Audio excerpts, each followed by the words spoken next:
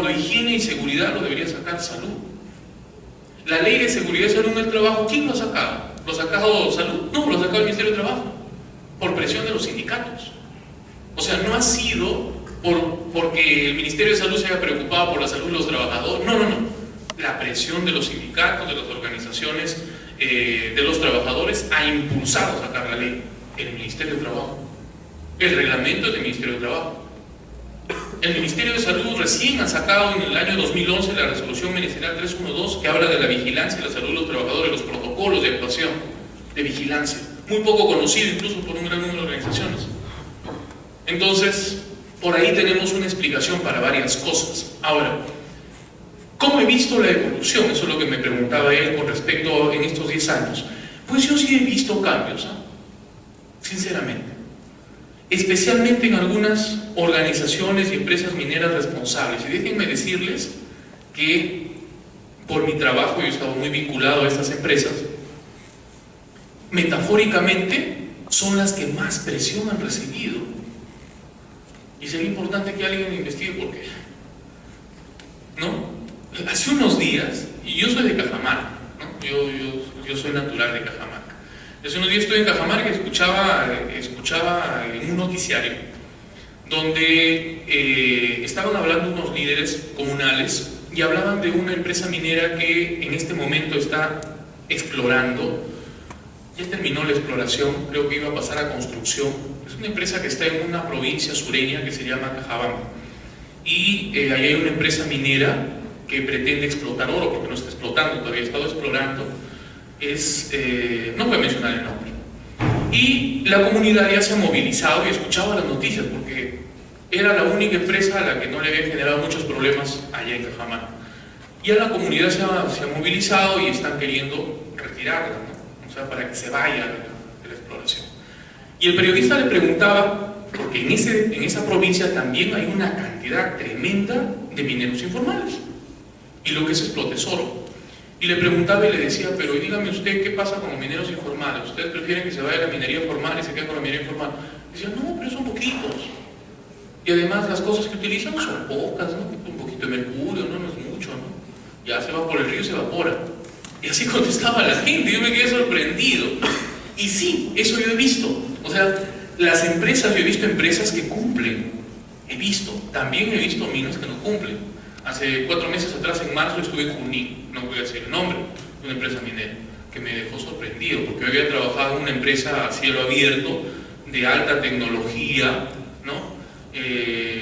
Y donde los estándares de calidad son muy bien cumplidos, y he visto, porque he trabajado 4 años vinculado a esa empresa, he visto cómo ha evolucionado, desde el momento en que empecé hasta el momento en que salí, vi cómo evolucionaron las cosas, la gran participación que tienen los sindicatos, ¿sí?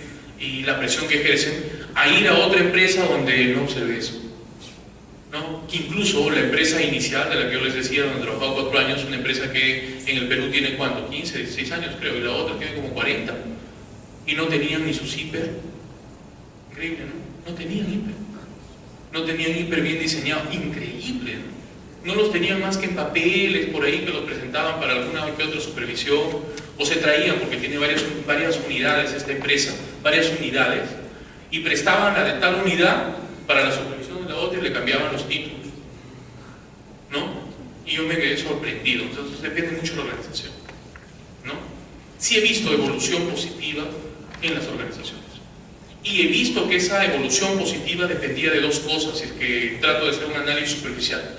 Dependía de que la organización sí había dado cabida a la sindicalización.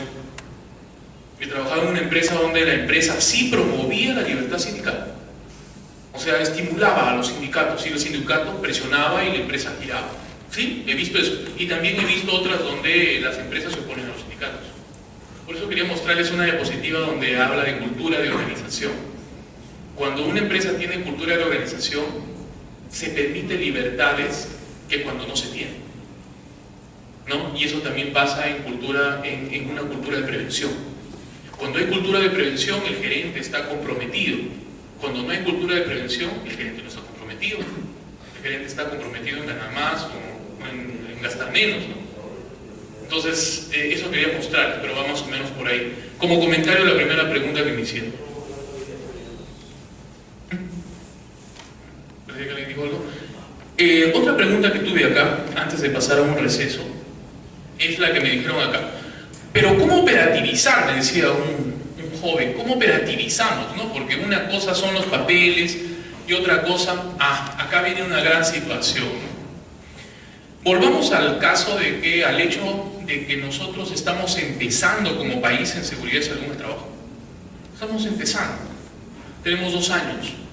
Ya dijimos que la mayoría, no todas seguramente, pero la gran mayoría de empresas mineras, y hay que decirlo con énfasis y con seguridad, están muy avanzadas en papeles, pero muy poco avanzadas en realidades. Papeles sí, realidades poco. Pero nuestra legislación, la Ley de Seguridad y Salud en el Trabajo, también tiene un pequeño defecto que nosotros estamos obligados a modificar. La Ley 29783, la Ley de Seguridad y Salud en el Trabajo, reglamentada con el Decreto Supremo 05-2012 y vinculada a una resolución ministerial que ustedes deben revisar, la 050-2013 del Ministerio de Trabajo, ¿sí? Esta resolución ministerial 050-2013 del Ministerio de Trabajo habla de los formatos que se van a utilizar para las auditorías del cumplimiento del sistema de gestión de seguridad y salud en el trabajo. Entonces, en este momento todos los asesores de las empresas están aprendiéndose de memoria esta resolución ministerial, ¿no es cierto? Porque cuando asesoren se van a ir a las empresas y les van a decir, esto es lo que tú tienes que tener. Pero, ¿cuál es el problema? Que solamente se audita lo que dijo el jovencito, papeles. Solo se audita papeles. Ese es un vacío de nuestra norma. Entonces, si ustedes entran ahí, incluso hay documentos auditables. Se audita los incidentes, se audita los accidentes, se audita los exámenes médicos, se audita papeles. Pero no se está auditando el producto del sistema de gestión de seguridad y salud en el trabajo. Se está auditando solo papeles. Papeles, formatos. Por ejemplo, cuando te auditen, van a ver que te van a decir que tu política esté publicada en un cuadrito en la pared. Y si no está, te van a poner no tiene. Una vez que encuentren tu política, te van a decir, a ver, ¿dónde está el compromiso con el cuidado de lesiones y de enfermedades? Acá dice, la alta dirección se compromete a cuidar las lesiones y las enfermedades. Muy bien, sí tiene. Este es del 2012, no lo has actualizado, 0. No, si dice 2013, perfecto, sí está actualizado. O sea, papeles. No se está actualizando, no se está auditando productos, ¿no es cierto? Entonces, solamente los papeles. Entonces, esto tampoco debe ser frustrante. Esto acaba de salir en 2013, ha salido en marzo.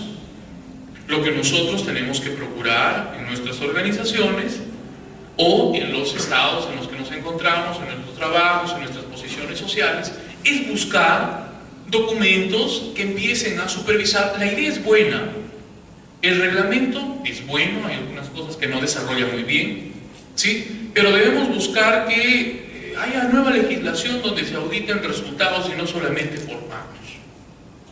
Eso sí. Entonces por ahí como que hay una falencia, ¿sí? Primera parte de la respuesta a esta pregunta. La segunda parte, ¿cómo operativizarlo? Pues sí se puede, miren, sí se puede operativizar. Pero la operativización, nuevamente volvemos a algo que ya borré, es técnica, es ética y pasa por una cuestión práctica y de inversión económica. O sea, la empresa necesita que invertir algo en contratar personal calificado para que pueda hacer esas funciones, que conozca. Les decía hace un momento, la mayor parte de uno de los grandes problemas que hay en este momento es que hay muy poca gente entrenada en operativizar. Muy poca gente entrenada. Porque la mayor parte de gente que está entrenada ya está trabajando en lugares desde hace años atrás donde sí había espacios para ellos. En este momento se han abierto miles de espacios y no hay gente, ¿no? Por eso ustedes se están formando y otras personas se están formando en otros lugares, ¿no? Se están formando, ¿no? Entonces, cuando ya se hayan formado, tenemos 2 años de ley, recién después podremos ver si es que se operativizó, ¿no? ahora de repente no sea el mejor momento. La tercera pregunta, ¿cómo hacer la política? Perfecto. Primera parte de la pregunta, ¿hay algún lineamiento legal peruano que nos diga cómo hacer la política? Sí. Hay que mirar la resolución ministerial 050, la que escribí hace un momento. En esta resolución ministerial 050 nos dice el contenido que debe tener la política. O sea, nos da una guía de lo que debe tener el papelito, de lo que debe contener ese papelito. O sea, nos dice cómo hacer. Ahora, lo que dijo el señor es muy interesante, ¿no?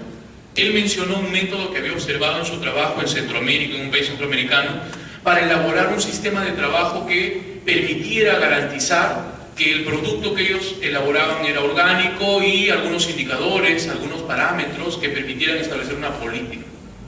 Esos lineamientos para hacer la política no lo tenemos, no hay, nadie lo ha puesto. Al contrario, nos han dicho que cada organización, o sea, cada organización, sea minera o no sea minera, cada organización tiene la libertad de diseñar esa política, pero debe mirar el contenido que ahí se menciona.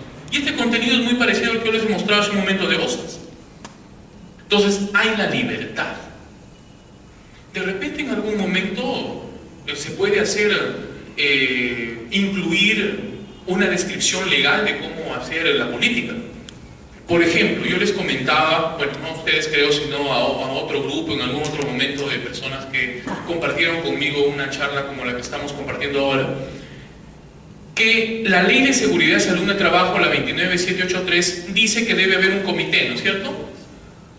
Un comité de seguridad y salud en el trabajo, y dice que debe haber un servicio de seguridad y salud en el trabajo, ¿no es cierto? Eso hay. Si ustedes leen la ley dice debe haber un comité de seguridad y salud en el trabajo y debe haber un servicio. Cuando ustedes revisan el reglamento se ha hecho con la finalidad de decir cómo se operativiza la ley. Haciendo, por ejemplo, respuesta a esta pregunta, ¿cómo operativizo la ley? El reglamento lo dice, el 05-2012 dice cómo operativizar. Y si ustedes se van a leer, con respecto al Comité de Seguridad y Salud en el Trabajo, dice ¿cómo? Dice, el Comité de Seguridad y Salud en el Trabajo es un comité paritario. La mitad de trabajadores, la mitad de conformantes son elegidos por los trabajadores en voto democrático. La otra mitad son designados por la organización. Se hacen elecciones similares a las secretas democráticas. Si hay más de 20, hay comité. Si hay menos de 20 trabajadores, supervisor de seguridad. De preferencia a las personas, es decir, nos dice muchas cosas de cómo hacer el comité, nos dice cómo hacerlo, ¿no es cierto? Y todas las empresas han hecho comité. Pero aquí hay una cosa curiosa, la ley también me habla de servicio de seguridad y salud en el trabajo, pero en el reglamento no dice casi nada. Y es por eso que actualmente las empresas no saben a qué se refiere con servicio de seguridad y salud en el trabajo. Algunas piensan que son las clínicas, otras piensan que son unidades dentro de las empresas, es decir, no lo deja claro. Lo mismo pasa con la política. No en el reglamento ni en la ley está claro cómo o cuáles son los pasos para hacer la política. No está. No tenemos un documento legal que diga cómo hacer la política, es decir, nos sentamos todos los trabajadores. No, lo único que tenemos es el contenido sugerido. Eso tenemos, nada más. Solo el contenido sugerido. Entonces, ya, si ustedes son gestores de una organización, pues la recomendación, creo, implícita, obvia, es que deben reunirse con sus trabajadores, deben ponerle buena fe a sus intenciones, deben rodearse de personas técnicas, es decir, que conozcan de los temas, y mirar esa resolución ministerial y empezar a hacer su política, ¿no? E ir perfeccionándola año a año. Eso podrían hacer. Si vieron algún modelo como el que decía el señor, en el que se juntaban los trabajadores, escogían sus indicadores, hacían cosas racionales buscando ver si se cumplían o no los objetivos que tenían, pues se lo pueden hacer. Es decir, hay libertad para hacerlo. Hay libertad. Lo único que se necesita es la intención, el aspecto técnico y lo que les decía. No hay nada escrito exacto en las normas que tenemos. ¿De acuerdo? Bueno. Ah, ya, perfecto. Bueno, esta era la diapositiva que quería mostrarles hace un momento. Miren, esta de acá es más o menos la evolución de lo que es un sistema, no de un sistema, sino de la cultura de prevención. Nosotros, cuando analizamos hace un momento cómo está evolucionando la implementación de los sistemas de gestión de seguridad y salud en el trabajo, veíamos, y ustedes, estoy seguro, comparten esta opinión, que en la mayoría de organizaciones, incluidas las empresas mineras, los que han trabajado en tales organizaciones, aún estamos en la mayoría en lo que es cumplimiento de normas legales, ¿no? Y para avanzar hacia un sistema distinto hacen falta algunos pasos, pero esos pasos están vinculados también con actitudes no solamente que sean motivadas por obligación, por las disposiciones legales o por nuestros empleadores, sino también por cuestiones culturales. Miren, esto es el avance que se puede considerar dentro de una cultura en lo que respecta al desarrollo de una conciencia de prevención de riesgos, no solamente laborales, sino prevención en general. Miren, esta es una cultura ya desarrollada. En una cultura de higiene, seguridad, prevención de riesgos, podemos hablar que existe cuando esta ya es una forma de vida, ¿no? Es decir, no se limita solamente al trabajo, sino que se extiende a aspectos extralaborales. Yo llego a la casa, veo que existe un cordón o un alambre que está en el suelo y lo recojo. O llego a la casa y veo un clavo que está tirado en el piso y lo recojo, ¿no? O voy a la calle y veo una cáscara y la levanto, a pesar de que yo no soy el que la bota, porque puede ser que otra persona venga y se cae, ¿no es cierto?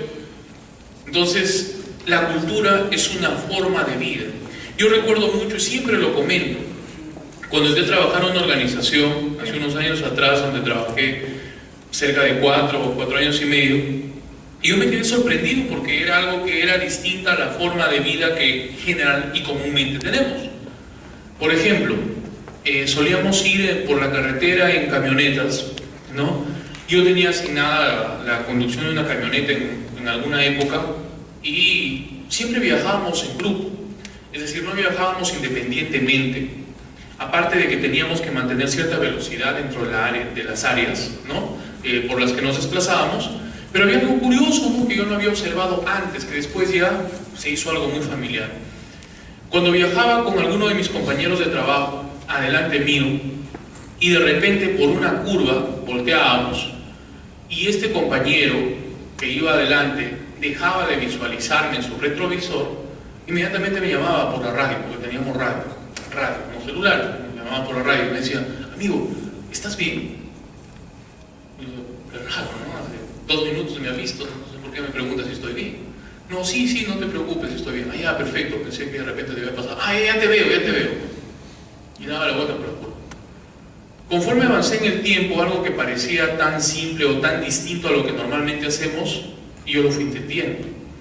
Y me di cuenta, porque trabajé en una muy bonita organización, me di cuenta de que existía en esa organización era una cultura de seguridad que se traducía en una forma de vida. Nosotros siempre andábamos en convoys.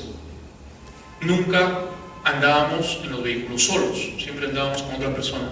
Y generalmente cuando viajábamos por carretera, siempre estábamos pendiente una unidad de la siguiente. Si una se retrasaba o si una no aparecía en el retrovisor de la otra, eso motivaba siempre una pregunta: ¿estás bien? ¿No? Cosas así. O caminar por determinado lugar y detenerme y dar la vuelta y decir: un momento, deténganse, el piso está mojado, cuidado, te pueden caer. Sigues avanzando. Es decir, una forma de vida.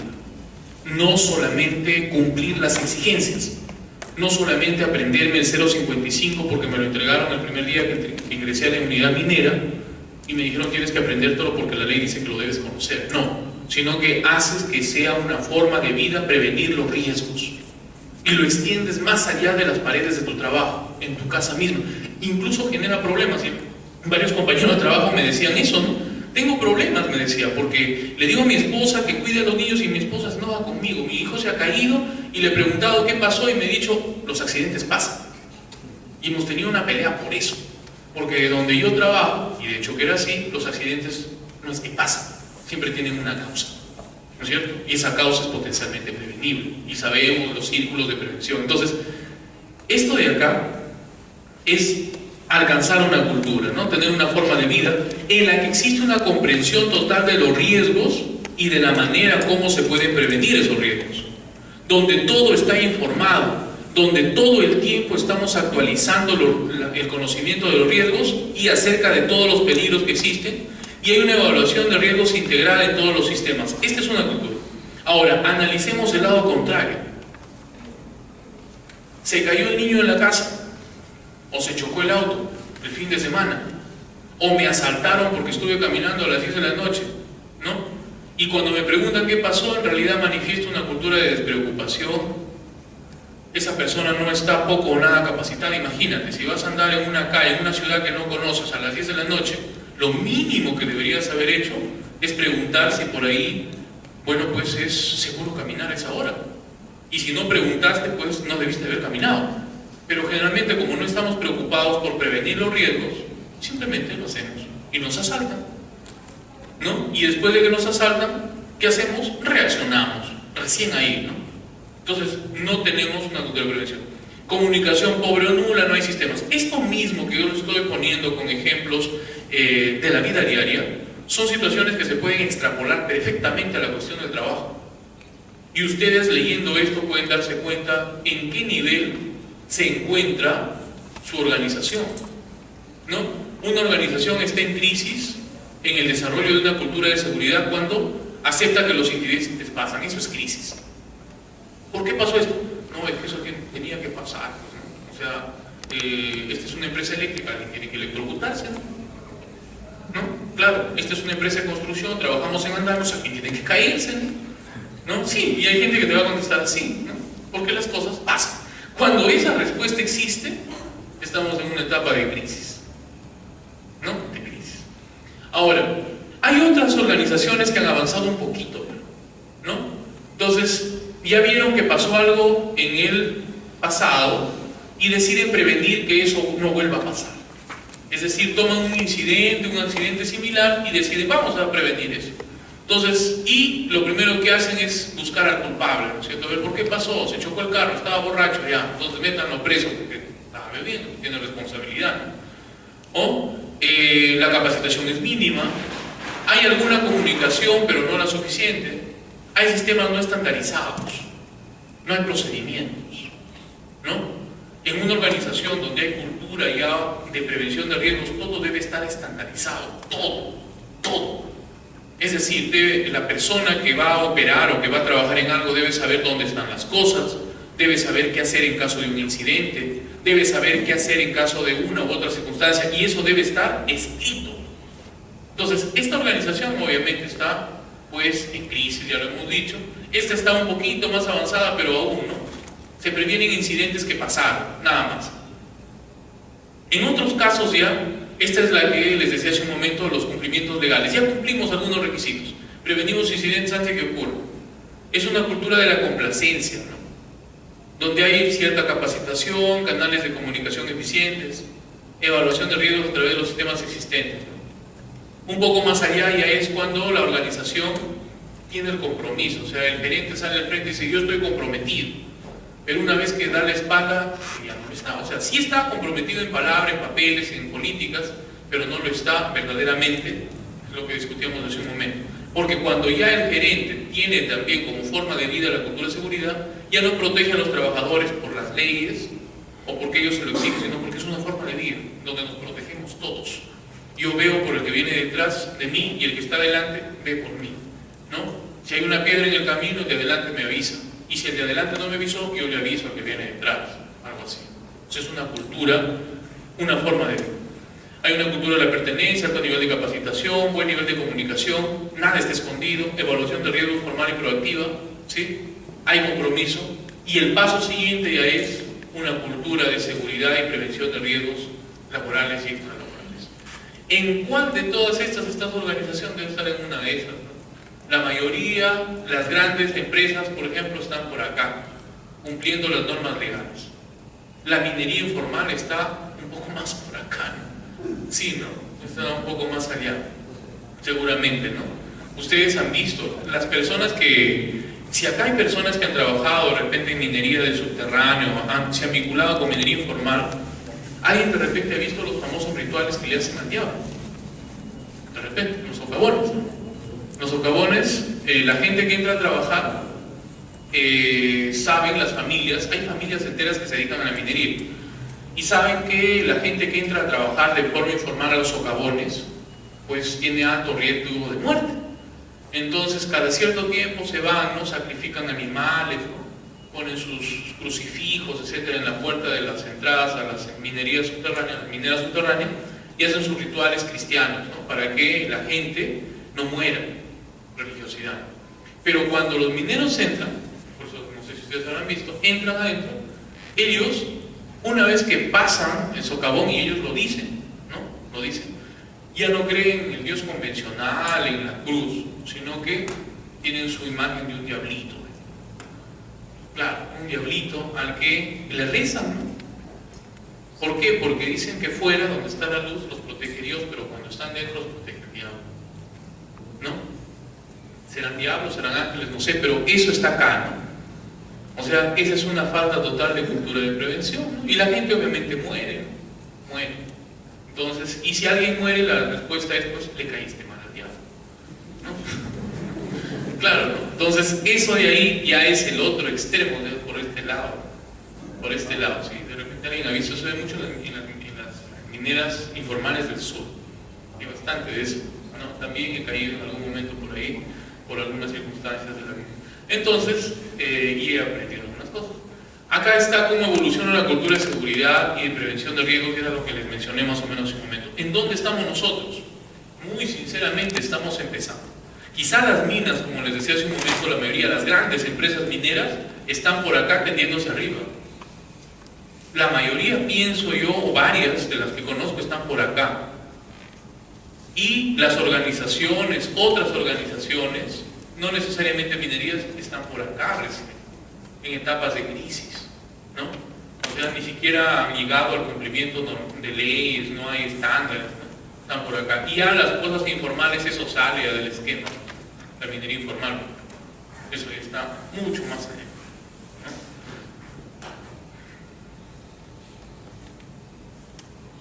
Las organizaciones estatales deben estar por acá, ¿no? Si ustedes recuerdan, pues, el año pasado que murieron un grupo de policías cuando fueron al BRAE, me parece, fueron un helicóptero y los acribillaron y murieron varias personas, ¿no? Y cuando contaron la historia, dijeron, ¿no? Uno, el helicóptero se ha ido, no era blindado, ¿no? Y lo mandaron a una zona donde había terroristas altamente armados. En segundo lugar, los policías no habían llevado chalecos antibalas. En tercer lugar, se habían ido con revólveres, creo, cuando tenían que haberse ido con ametralladoras, ¿no? Eso, si lo analizamos desde el punto de vista de seguridad y salud ocupacional, sino que nadie lo analizó así, debió motivar que el Estado peruano pague una indemnización considerable. Claro, porque era un terrible atentado contra la seguridad y salud de esas personas, de esos policías que incluso murieron. Pero el Estado no lo analizó así. Ojo que la ley de seguridad y salud en el trabajo dice que también se aplica para militares y policías, porque algunos por ahí escuché en algún momento que dijeron que no era así. No, la ley lo dice, sí se aplica. Bueno, volvamos a lo que estuvimos viendo.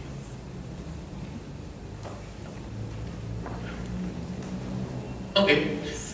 Bueno, entonces, nos detuvimos a conversar algunas cosas que para mí han sido bastante interesantes. Quisiera resumirlas así. Estamos hablando del sistema de gestión de seguridad y salud en el trabajo, orientado específicamente hacia lo que es la actividad minera, pero hemos aprovechado para conversar en general de los sistemas, hablar un poco de la ley de seguridad y salud en el trabajo, hablar un poco del reglamento de la ley, hablar un poco de documentos vinculados y de establecer algunas cosas de la manera como podría establecerse la política, cómo debería hacerse, y sacar algunas conclusiones de la conversación que vamos teniendo. Bueno, habíamos visto hace un momento, quisiera ir al principio para que las personas que de repente se desubicaron un poco, podamos ubicarnos nuevamente. Lo que estamos viendo de manera puntual esta tarde y conversando va en sentido de los sistemas de seguridad y salud en el trabajo. Les he hablado un poco acerca de cómo han evolucionado los sistemas y hemos tratado de dar definiciones de cada una de estas definiciones. Y luego hemos empezado a hablar de una norma en especial, la OSAS 18001, ¿no? Y vimos que OSAS es una norma que tiene un contenido, y ese contenido incluye la política, la planificación, la implementación y operatividad, la verificación y la revisión por la alta dirección. Hemos hablado de la política, eso ha motivado varias preguntas y comentarios. Estamos ahora en la parte de planificación, ¿no? Para que podamos conectarnos y nos entendamos bien, porque si nos desubicamos, pues obviamente no nos vamos a entender bien y la conversación perdería el rumbo. Acá tenemos un ejemplo de... Ok.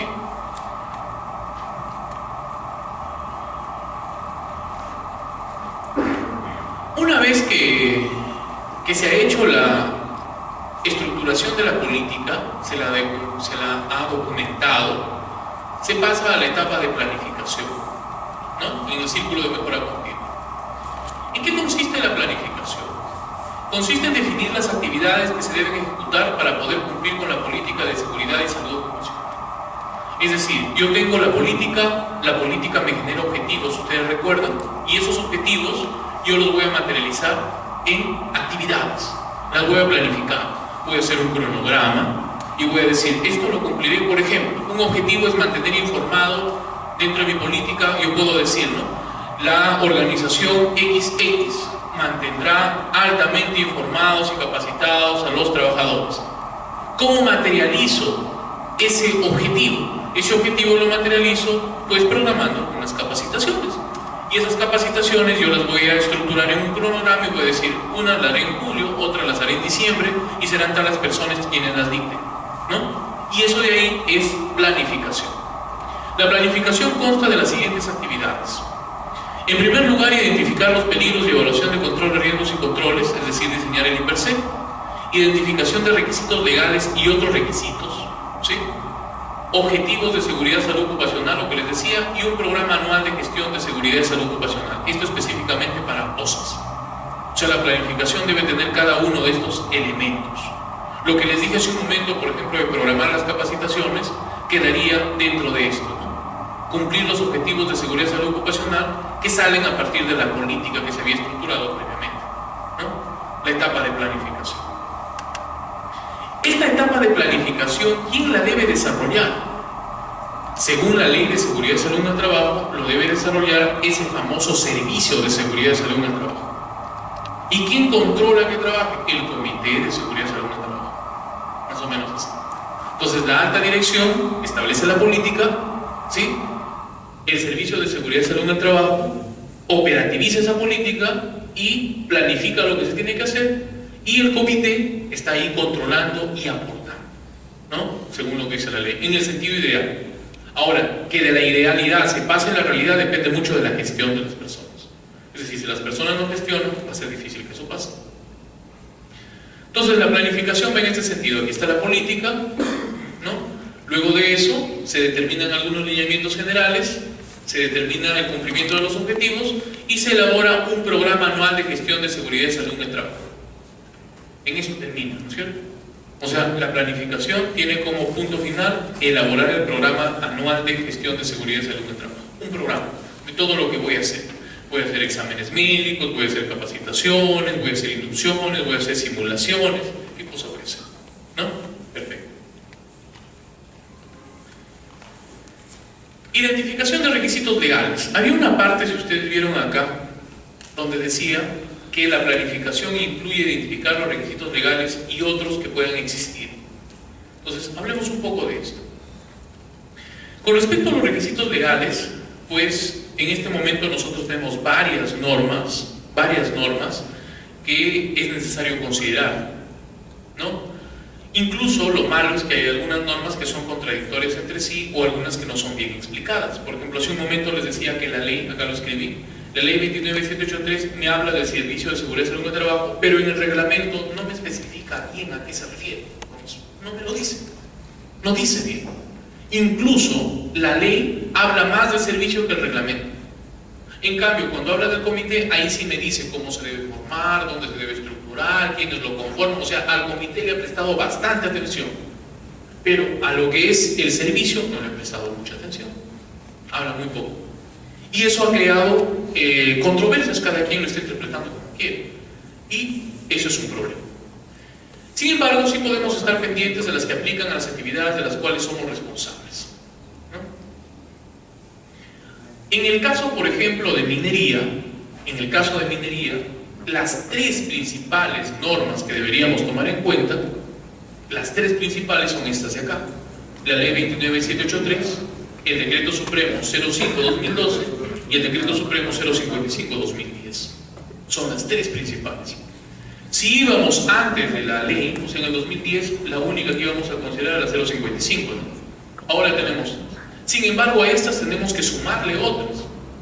Otras deberían considerarse. Entonces, yo debería tomar en cuenta la ley 29783, aspecto técnico, el decreto supremo 05-2012, TR, la ley fue publicada en 2011, el decreto supremo 05 en abril de 2012, ¿sí?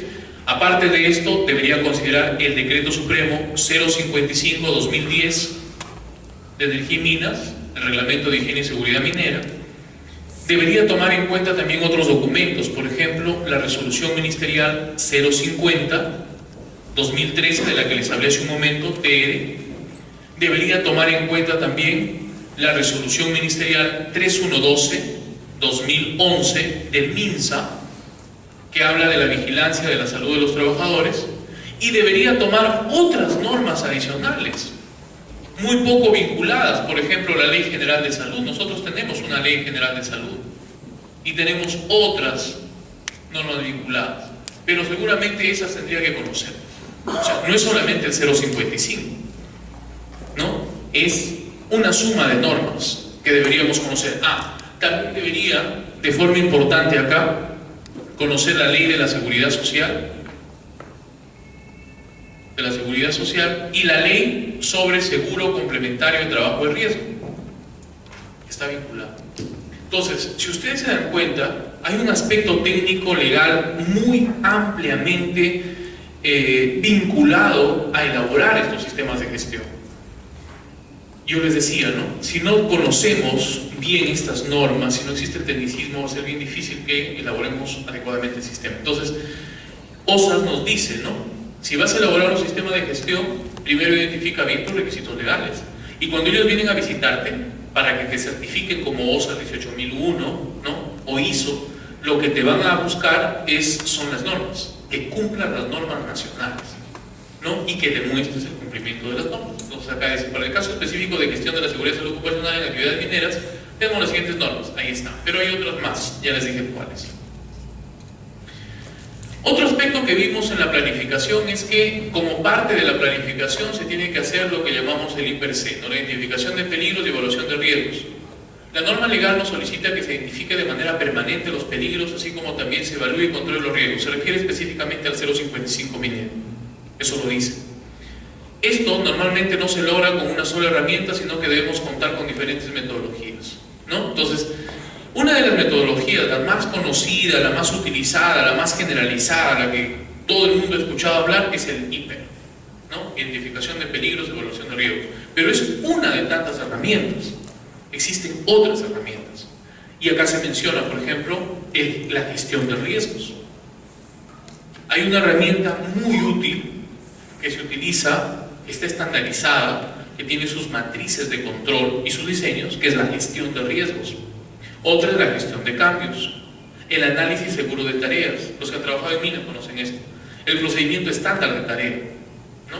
Los famosos PET, ¿no? Los PET. Las personas que han ido a unidad conocen eso. Entonces, hay diversas estrategias para hacer esto. No solamente es el IPER. El IPER es una de tantas estrategias. Entonces, se identifican los peligros, acá está el IPER, ¿no? Se define la probabilidad y las consecuencias que pueden generar, y según esto se concluye en si el riesgo es bajo, es moderado o es alto, ¿no?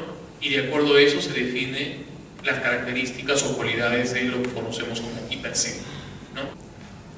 Por ley, ¿y quién lo debería hacer técnicamente? ¿No? El I+C debe elaborarlo la organización. Es la organización quien debe encargarse de elaborar. Y la Ley de Seguridad y Salud en el Trabajo, un comentario a propósito de eso, establece quién debe hacerlo. Ustedes recuerdan, hace un momento yo les mostré una diapositiva por acá. Yo les mostré una diapositiva, acá la tengo todavía. Esta diapositiva trata de mostrar algo acerca de lo que dice la Ley de Seguridad y Salud en el Trabajo, la 29783. Y la ley dice que nosotros deberíamos empezar haciendo un estudio de línea de base de la organización. Se debería hacer un estudio de línea de base de la organización, a partir del cual se estructura el sistema de gestión de seguridad y salud en el trabajo. Eso lo dice la Ley de Seguridad y Salud en el Trabajo, la 29783. La pregunta es, ¿quién hace ese estudio de línea de base? Y la respuesta es el área operativa, según la Ley de Seguridad y Salud en el Trabajo. El servicio, así le llaman, Servicio de Seguridad y Salud en el Trabajo. Yo lo he escrito desde hace rato como SST, ¿no es cierto? El servicio. Este Servicio de Seguridad y Salud en el Trabajo, en la empresa, esta es la organización, o sea, la empresa, la organización, esta organización debería tener este Servicio de Seguridad y Salud en el Trabajo, y este Servicio de Seguridad y Salud en el Trabajo puede incluso tener sus áreas. Las tres grandes áreas del Servicio de Seguridad y Salud en el Trabajo son el área de seguridad, primero pongamos otra, el área de higiene, el área de seguridad y el área de salud ocupacional. Son tres áreas, ¿no? Área de higiene, área de seguridad, área de salud ocupacional.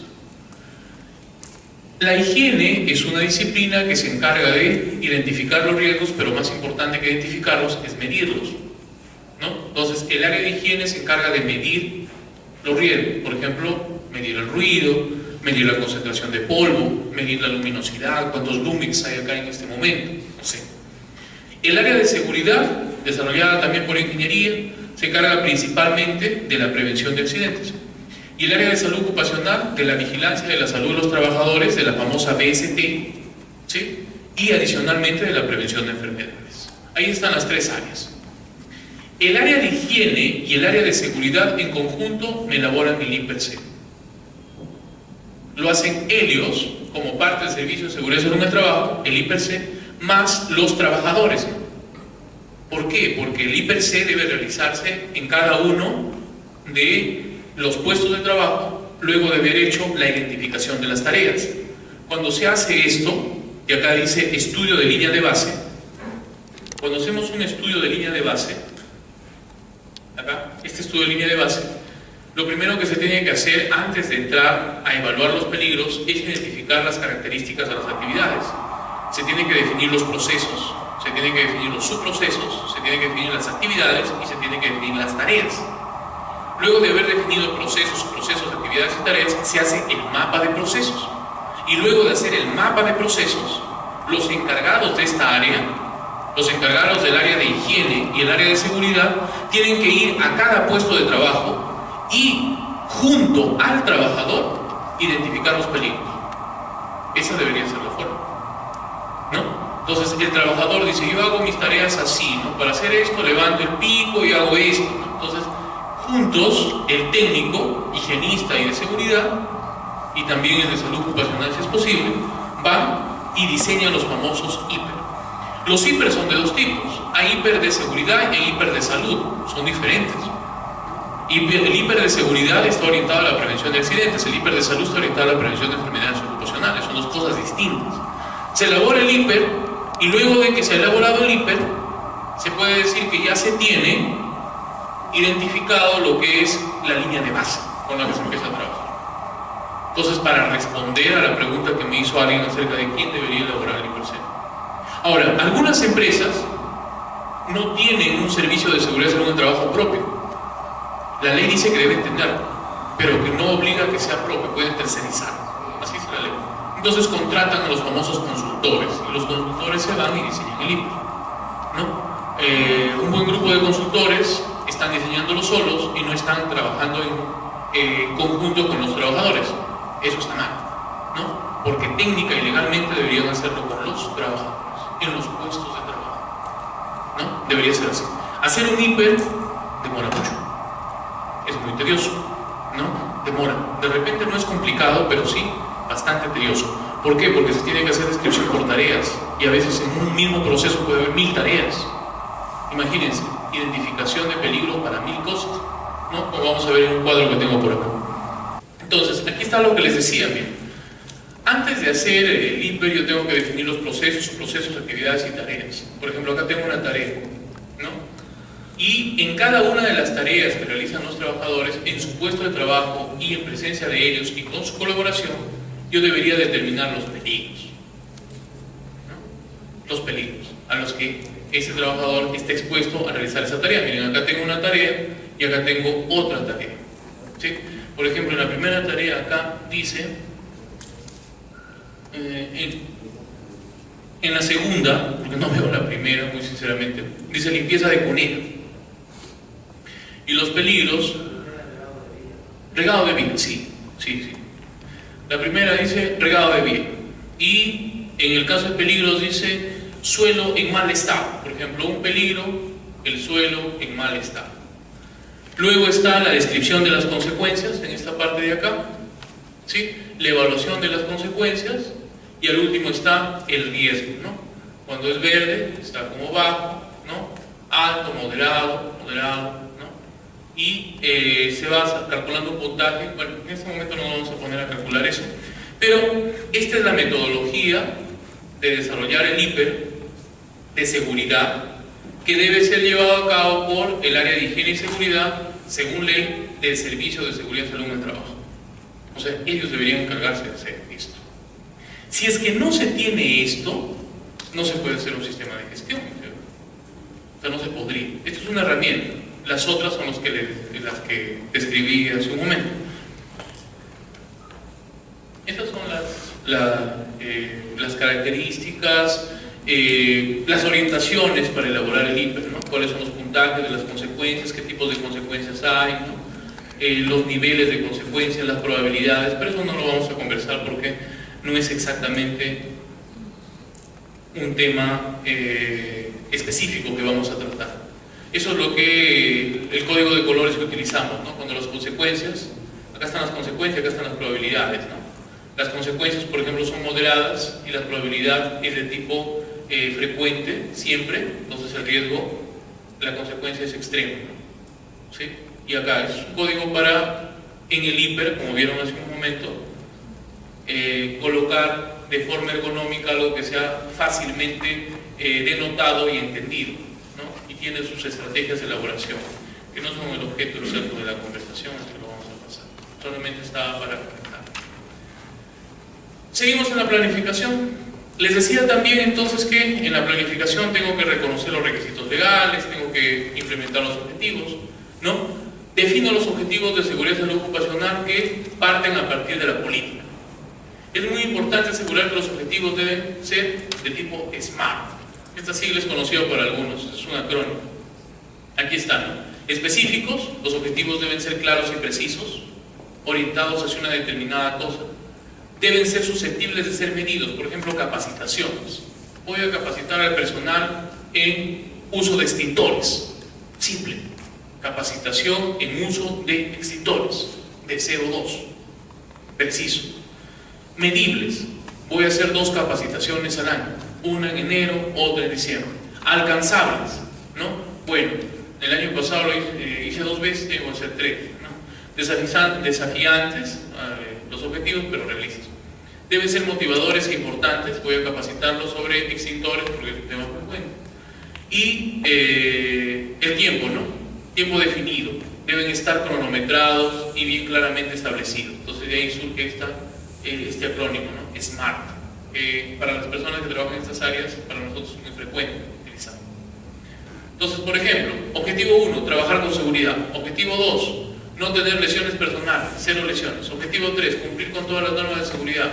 Objetivo 4, mantener un máximo de 10 incidentes fatales al año. Objetivo 1, mantener la frecuencia de incidentes fatales respecto a los resultados de 2011. Índice de frecuencia de incidentes fatales, 0. disminuir en 5% la frecuencia de incidentes con tiempo perdido respecto a los resultados 2011. Maneras distintas como puedo expresar mis objetivos para cumplir con la estrategia SMART, ¿no? De que sean claros, entendibles, de que sean susceptibles de ser mensurados, de que puedan cumplirse en la realidad, de que motiven, ¿no? Voy a disminuir mi riesgo de fatalidad, ¿no? Motivador, ¿no? Va a disminuir el riesgo de muerte. Un límite de tiempo, ¿no? Lo voy a hacer tantos en 6 meses, en un año. Entonces los objetivos deben expresarse con estas características. Y por último les decía, ¿no? Producto de la planificación yo debo de generar un documento que es el Programa Anual de Gestión de Seguridad y Salud Ocupacional, un programa. Estos objetivos deben ser plasmados en un programa anual de gestión en el cual se defina la manera como se alcanzarán los objetivos. O sea, en el programa, a diferencia de los objetivos, voy a incluir cómo lo voy a hacer. Yo voy a proteger de las enfermedades ocupacionales. Perfecto, ¿y cómo lo vas a hacer? Voy a hacer exámenes ocupacionales. Muy bien, ¿y quién los va a cuidar? Voy a tener una unidad que los cuide. Perfecto. Y los que están enfermos los voy a poner a programas de conservación de la salud. Y los que están sanos no entran al programa. Entran, pero bajo un sistema distinto. Entonces todo eso tiene que estar especificado en mi programa, ¿no? Nuevamente, esta es una cuestión bastante técnica, ¿no? Bastante. El programa especifica responsables, recursos y plazos para cumplir con los objetivos a través de una carta Gantt. ¿Saben lo que es eso? El esquema Gantt es un esquema de cronogramas, ¿no es cierto? En el tiempo, cronogramas. O sea, ciertas actividades se grafican en meses, por ejemplo, va desde enero hasta marzo. Otra actividad de marzo a diciembre, por ejemplo. Se grafican en paralelo, eso es una carta. ¿Sí? Programa anual de gestión, objetivos SMART, carta Gantt. Ahí deben estar estructurados con esas dos cosas, ¿no? Perfecto. Siguiente momento. Entonces, el momento anterior era la planificación. Luego, la primera era el establecer la política, ¿se acuerdan? Luego viene la planificación, acá está, miren, la política. Generar la política, formular la política de seguridad y salud en el trabajo. Luego viene la planificación, que según OSAS 18001 incluye todo lo que les he dicho. Y más adelante viene lo que es la implementación y operatividad, ¿no? La implementación.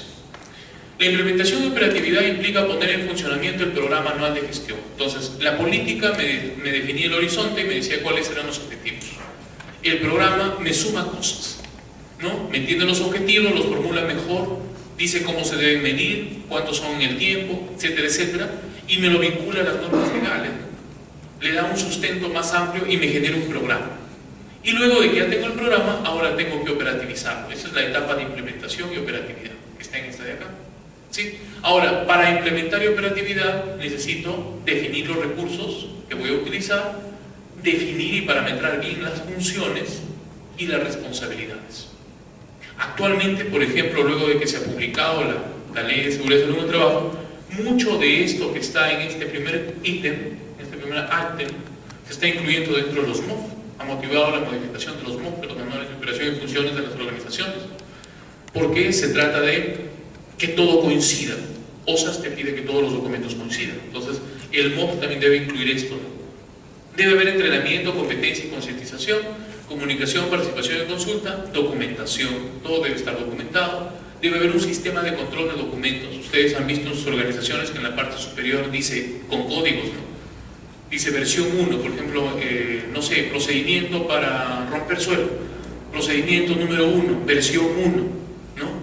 Elaborado por, revisado por, estandarizado por. Todo eso de ahí es un sistema de control documentario que se estandariza de organización a organización y también se revisa, que permite controlar la renovación, la mejora continua. Controles operacionales, respuesta a emergencia. Todo esto debe estar dentro de la implementación y operación. ¿Quién se encarga de esto en el campo real? Este Servicio de Seguridad y Salud en el Trabajo. Ellos se encargan de eso. Entonces, el Servicio de Seguridad y Salud en el Trabajo es un término que se ha introducido en la Ley de Seguridad y Salud en el Trabajo. Es la parte operativa de la organización en lo que respecta a implementación del sistema de gestión de seguridad y salud. Entrenamiento, competencia y concientización. Por ejemplo, en la empresa XXX existen 3 tipos de inducción. Una empresa donde yo trabajaba, no quité el nombre, había 3 tipos de inducción. Eso varía de empresa a empresa. Volvemos nuevamente a la individualidad de las organizaciones. Había lo que es la inducción general, la inducción específica, la inducción para visitantes, ¿no? En otras empresas puede haber otro tipo de capacitaciones.